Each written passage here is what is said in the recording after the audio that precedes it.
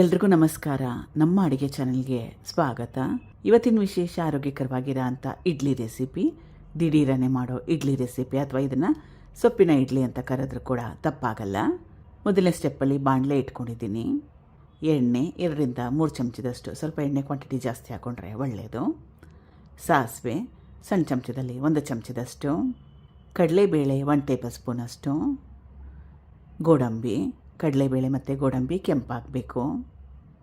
ಇದಕ್ಕೆ ಸುಮಾರು 1 ಬಟ್ಲಷ್ಟು ಉಪ್ಪಿಟ್ಟು ರವೆ, ಅಥವಾ ಇದು ಸುಮಾರು 100 ಗ್ರಾಮ್ಸ್ ಅಷ್ಟಿದೆ. 100 ಗ್ರಾಮು ರವೆ ಇಲ್ಲಿ 4 ದೊಡ್ಡ ಇಡ್ಲಿಗಳನ್ನ ಮಾಡ್ಕೋಬೋದು. ಹಸಿರು ಮೆಣಸಿನ್ಕಾಯಿ ಸಣ್ಣದಾಗಿ ಹಚ್ಚಿಟ್ಕೊಂಡಿರೋದು. ರವೆನ ಹಾಕ್ಕೊಂಡ್ಮೇಲೆ ಗ್ಯಾಸ್ ಸ್ಟವ್ನ ಲೋ ಟು ಮೀಡಿಯಮ್ ಫ್ಲೇಮ್ನಲ್ಲಿ ಇಟ್ಕೊಂಡು ಸುಮಾರು 3-4 ನಿಮಿಷ ಚೆನ್ನಾಗಿ ಬಿಸಿ ಮಾಡಬೇಕು. ಕಂಟಿನ್ಯೂಸ್ ಆಗಿ ಕಲಿಸ್ತಾನೆ ಇರಬೇಕು. ರವೆನ ಸಿದಿಸ್ಕೊಳಕ್ಕೆ ಹೋಗಬೇಡಿ, ಆಮೇಲೆ ಇಡ್ಲಿ ಕಲರು ಚೇಂಜ್ ಆಗೋಗುತ್ತೆ.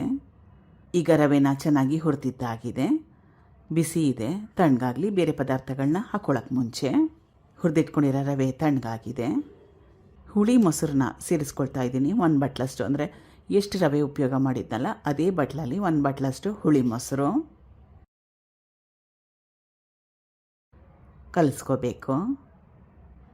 ಮತ್ತೊಮ್ಮೆ ಅದೇ ಬಟ್ಲಲ್ಲಿ ಅರ್ಧ ಬಟ್ಲಷ್ಟು ನೀರನ್ನ ಹಾಕ್ಕೊಂಡ್ಮೇಲೆ ಮತ್ತೊಮ್ಮೆ ಚೆನ್ನಾಗಿ ಕಲಿಸ್ಕೊಂಡು ಇದನ್ನು 5 ನಿಮಿಷ ರೆಸ್ಟ್ ಮಾಡೋಕ್ಕೆ ಬಿಟ್ಟರೆ ಸಾಕಾಗತ್ತೆ.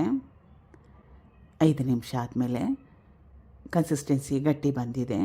ಇದು ಈನೋ ಪೌಡರು ಸಣ್ಣ ಚಮಚದಲ್ಲಿ ಅರ್ಧ ಚಮಚದಂತ, ಅಂದರೆ ಟೀ ಸ್ಪೂನಲ್ಲಿ ಅರ್ಧ ಚಮಚದಷ್ಟು, 2-3 ಚಮಚದಷ್ಟು ನೀರು ಚೆನ್ನಾಗಿ ಕಲಿಸ್ಕೋಬೇಕು.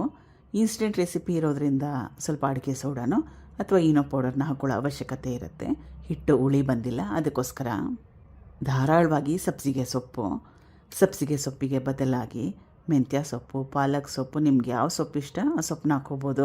ಕ್ಯಾರೆಟ್ ತುರಿ ಹಾಕೋಬೋದು, ಬಟಾಣಿ ಹಾಕೋಬೋದು, ನಿಮಗೆ ಯಾವ ತರಕಾರಿ ಇಷ್ಟ ತರಕಾರಿಗಳನ್ನೆಲ್ಲ ಹಾಕೋಬೋದು. ಈವನ್ ಕ್ಯಾಬೇಜ್ನ ಕೂಡ ಚೆನ್ನಾಗಿ ತೆಳುವಾಗಿ ಕಟ್ ಮಾಡಿ ಕೂಡ ಉಪಯೋಗ ಮಾಡ್ಬೋದು. ಇಡ್ಲಿ ಪ್ಲೇಟ್ಗೆ ಎಣ್ಣೆನ ಸವರ್ತಾ ಇದ್ದೀನಿ. ಸ್ಟೀಮ್ ಮಾಡ್ಕೋಬೇಕು, ಹಬೆಯಲ್ಲಿ ಬೇಯಿಸ್ಕೋಬೇಕು 15 ನಿಮಿಷ ಹೈ ಫ್ಲೇಮ್ನಲ್ಲಿ. ಈಗ ರುಚಿಕರವಾಗಿರೋಂಥ ಸೊಪ್ಪಿನ ಇಡ್ಲಿ ರೆಡಿಯಾಗಿದೆ. ಕಾಯಿ ಚಟ್ನಿ ಜೊತೆಗೆ ಬೆಸ್ಟ್ ಕಾಂಬಿನೇಷನ್ ಇದು. ಟ್ರೈ ಮಾಡಿ ಈ ರೀತಿಯಾಗೊಮ್ಮೆ. Thank you for watching. ಧನ್ಯವಾದ.